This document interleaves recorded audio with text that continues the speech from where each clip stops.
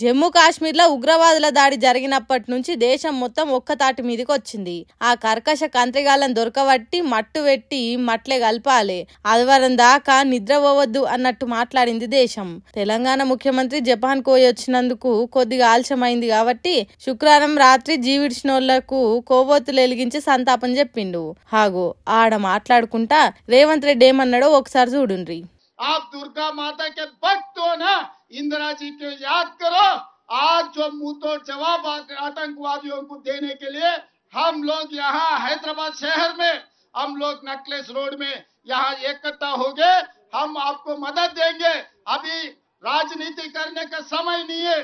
ఇన్నరా మీరు దుర్గామాత భక్తులమని చెప్పుకుంటారు కదా, ఒక్కసారి ఇందిరాగాంధీ పాకిస్తాన్ మీద చేసిన యుద్ధాన్ని గుర్తు తెచ్చుకోండి. ఉగ్రవాదులకు ఈ దేశం తరపున సమాధానం చెప్పాల్సిందే. మేమిక్కడ హైదరాబాద్ లో ఒక్కటైనం, మీకు మద్దతు ఇస్తాం. రాజకీయాలు చేసేటానికి ఇది టైం కాదు. పాకిస్తాన్ దేశాన్ని ముక్కలు ముక్కలు చేయుండ్రి. ఆ దేశం ఆక్రమించుకున్న కాశ్మీర్ ను యుద్ధం చేసి ఆక్రమించుకుందాం.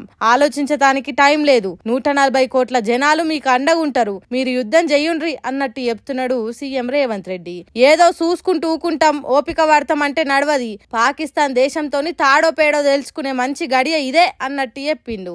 మరి సీఎం రేవంత్ రెడ్డి అన్నందుకైనా యుద్ధం మొదలు చేస్తాడో సెంటర్ సర్కారు, లేకుంటే ఉగ్రవాదులు ఎక్కడ నక్కున్నారో కనిపెట్టి వాళ్ళని మట్టు పెడతారో చూడాలి.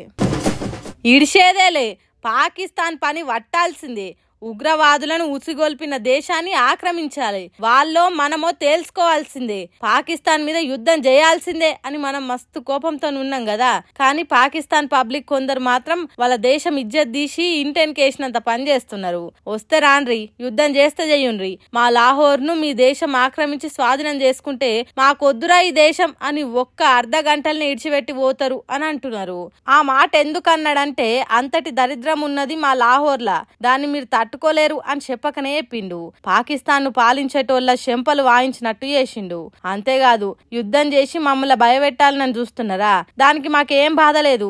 ఎందుకంటే మా సర్కార్ ఇక్కడ మమ్మల్ని ఎప్పటి నుంచో భయపెట్టి చంపుతున్నది. దానికంటే మీ యుద్ధమే కొద్దిగా నయం అనిపిస్తున్నదని చెప్పకనే చెప్తున్నారు సోషల్ మీడియాలా. ఇక కొందరైతే మీరు యుద్ధం చేసేదానికి వచ్చేటప్పుడు సెల్ ఫోన్లు మీ ఇండియాలనే పెట్టుకొని రాండ్రి, ఒకవేళ పుసుక్కున తెచ్చిండ్రే అనుకో ఇక్కడున్న దొంగలు మాయం చేసుడు ఖాయం. మీ మేలు కోరి చెప్తున్నాం, సెల్ ఫోన్లు తెచ్చుకోకుండ్రి అని ట్విట్టర్లో రాసుకొస్తున్నారు. ఓ తీరుగా చెప్పాలంటే వాళ్ళ దేశం ఎంత చెడ్డదో, దొంగతనాలు దోపిడీలు ఎట్లున్నాయో, వాళ్ళ నేలేటోళ్లు జనాన్ని ఎంత తిప్పల పెడుతున్నారో చెప్పకనే చెప్పిండ్రు. ఇజ్జత్, ఇల్వ, పరువు, ప్రతిష్ట, గౌరవ మర్యాదలు ఏం లేవు ఇక్కడ అన్నట్టు నడీ బజార్ల నవ్వుల పాలు చేస్తున్నారు వాళ్ళ దేశం పబ్లికే.